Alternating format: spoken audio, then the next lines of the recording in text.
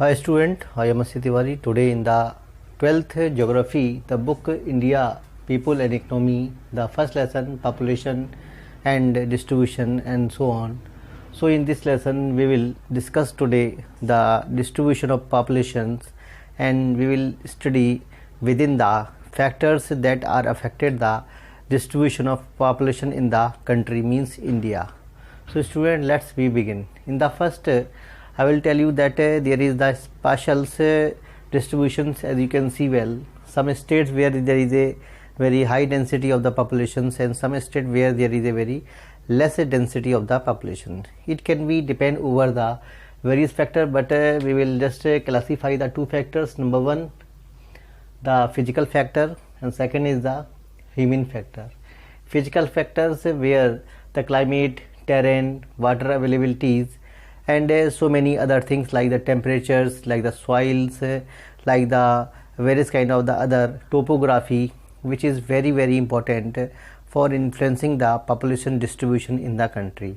And in the human factors where the industrialization, the urbanizations, the migrations, the urban development of the cities, the you will say religious center, the pilgrimage center, and many of the other important things such as the tourism, the remote centers, you will say hotels, motels, and many of the other things, and various things also attracted the you will say the population, such as the different type of the handicraft work, different type of the other local work which is very popular in the local areas, and so many other kind of the crops, vegetations, crops, many of the other things which are very equally important for the attracting of the populations and growth of the populations. So there is the distribution of the population topic, and we will remain with the topics.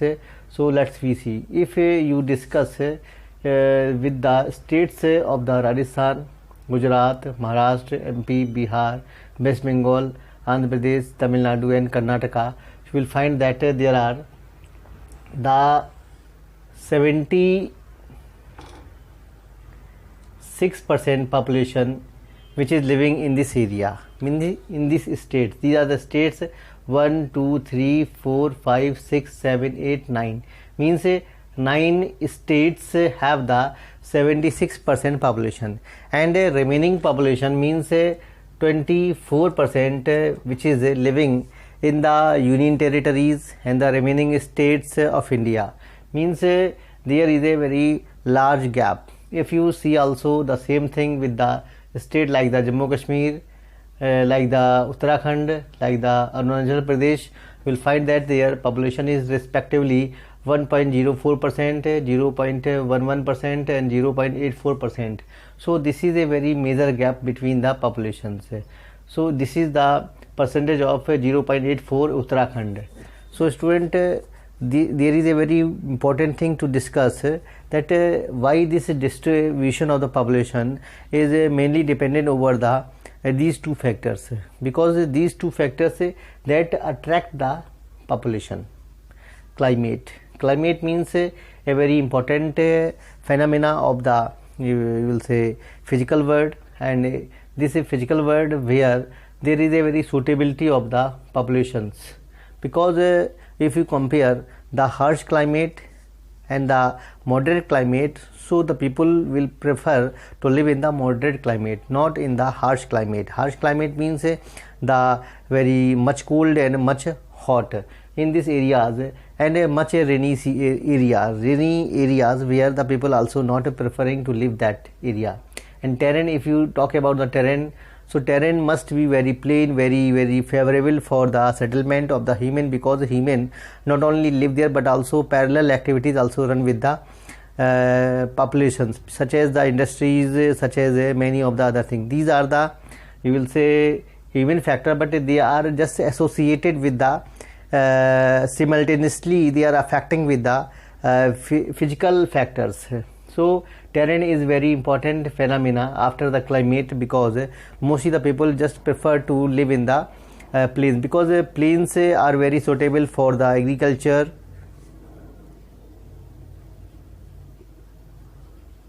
Then second thing, industries. Next thing, transportation, and various other important you will say inputs has been covered by the plains. If you just compare it with the hilly areas, so hilly areas there is very less percentage.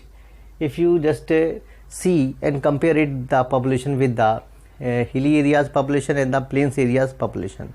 Second things, these factors which are not only affecting but also they are very dominating factors, means climate, terrain. Then the next one is the water availability. Water availability, which is the very, you will say interior or very previous choice of the people for the settlement, because if you discuss and study about the early men, so where they had preferred for the settled life, so they had obviously preferred to live near the water, because water availability which was very important for the various activities such as the crops, because when the early men has started to live near the water, because their first need to just irrigate their crops and it can be just fulfill this need by the availability of water by the river, by the lakes, by the different type of the other reservoirs where the water is available.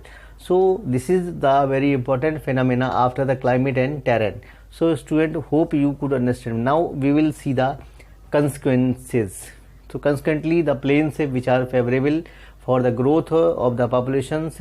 Next thing, development of the irrigations can be possible in the plains, because this is very easy to inlet the water just passing or run off over the plain surface, not only in the zigzag motions. Next thing, the availability of minerals, because in the plateaus areas, in the plains area where, and not only in the plains area but also if the availabilities of the minerals is there and energy availabilities are there, energy resources availabilities are there, then obviously the populations have the lot of attraction toward these two type of the natural factors, because these are very important for the livelihood, because minerals they had just given the ways for the well off in the commercial world, and energy resources which are very important for running of their industries, running of their vehicles, running of their different type of other devices. So these two elements which are also important equal to the climate and terrain. So next important thing, development of the transport. This is the human made factors, so it is also very important. So if we see the result, so what we have seen, growing the population, because only the population have the all kind of the demand if they are fulfilled due to such you will say certain physical factor, obviously the population can be just attracted that areas. Next important factor, socio-economic and historical factor.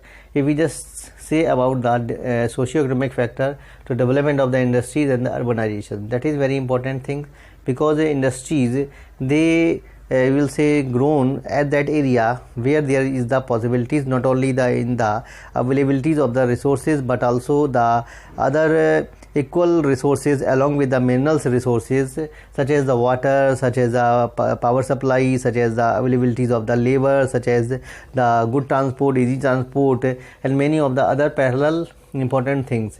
If you see about the urbanization, this is also the very socio-economic factor, because urbanizations means the kind of phenomena of the modern world, because urbanizations is the result of just distressedness of the people who are living in the villages, because when they just having the lot of tensions, hectic life of the villages, and overwork has not giving them the such level as the people of city is getting it, because if they compare their work and the urban people work, so they find that their hard work is more than the urban dwellers. So this is a very important factors, and they just pushing from the villages, means there is a pushing factor. We will see, we will elaborate this topics in the our next lesson, so don't worry, I will just cover up it.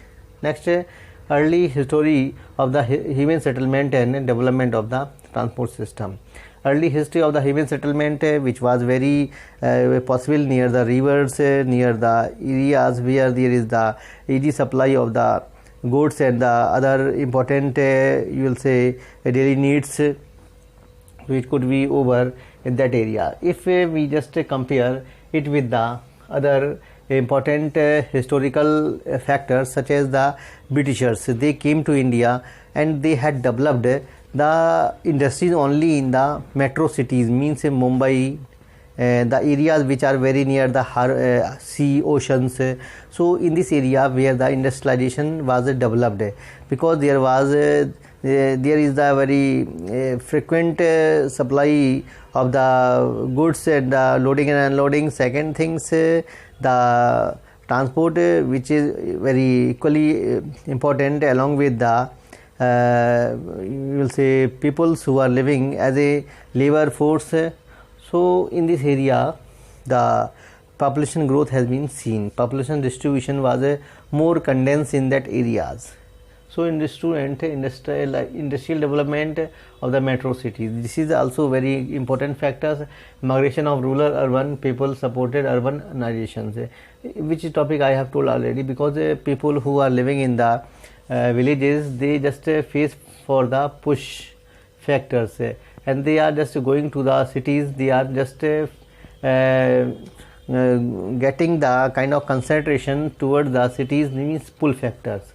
So push and pull factor, which are very you will say responsible for the migration of the people from the urban from the rural area to the urban areas. So these important things are very sufficient to discuss and declare that the distribution of population means spatial distribution of population. As we have seen, there is a lot of concentration in this area.